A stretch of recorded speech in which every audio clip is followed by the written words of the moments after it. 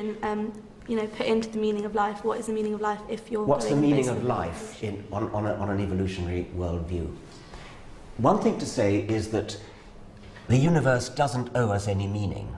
It could be that there is no meaning of life, and if so, that would be just tough.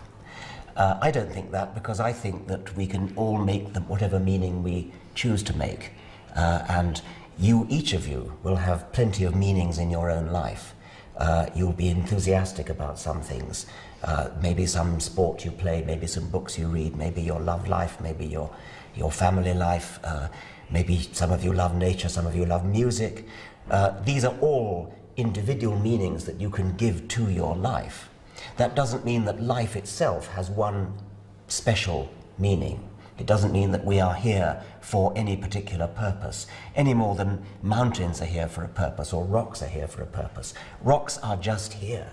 Richarda Dawkins, man, this guy, honestly, I really felt sorry for the children in this video. I mean, imagine being told at like, what, 12, 13, 14, 15, 16 years old that your life is meaningless, it's pointless, ultimately. But you can make meaning for yourself. And you can see Richarda Dawkins is trying very, very hard not to disappoint these kids. But at the same time, he's trying to be consistent, and hence he's making this biryani of words and ideas. Because on one hand, he says there's no meaning to life, but there may be, but there isn't, but you can make meaning up for yourself, and that's good enough.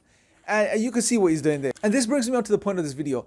Normally, when philosophers discuss the meaning of life, or meaning in regards to life, they break it down into two categories, the meaning of life and the meaning in life. And most philosophers and thinkers tend to focus on the meaning in life, as is the case with many atheists as well these days.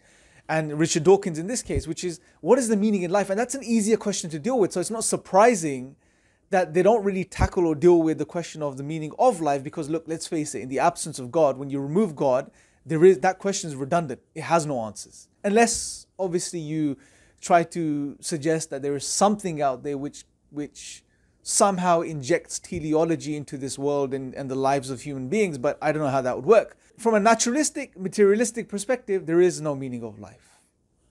No answers. However, you can look at it from the perspective of meaning in life. That's easy. You can, as intelligent, rational human beings, we can make meaning up for ourselves. And considering our nature, which is to strive for and seek out meaning and purpose, well, it makes sense to make up purpose and meaning for yourself. What it actually boils down to at the end of the day is that sufficient for us human beings? And I would argue the answer is no, because it's not satisfying to just run with the idea that, okay, life is ultimately meaningless. My existence is meaningless. However, I can make up meaning for myself. It's just not good enough, because it's not short of lying to yourself. You're telling yourself, look, my existence has no meaning. This world has no meaning or purpose. However, I can give myself meaning. I could tell myself, look, I want to be a doctor, an engineer, a professor. I want to do charity work. That's the meaning I'm giving my life.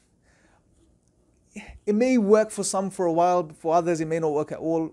I leave that to you, for you guys to decide. To conclude, this is one of the greatest pitfalls of atheism and naturalism. It strips you from being able to find answers to your most fundamental questions as a human being. Who am I? Why am I here? There's nothing more fundamental than this. And on atheism and naturalism, the answer is, well, there's silence. There is no answer. So I leave you guys with this. Let me know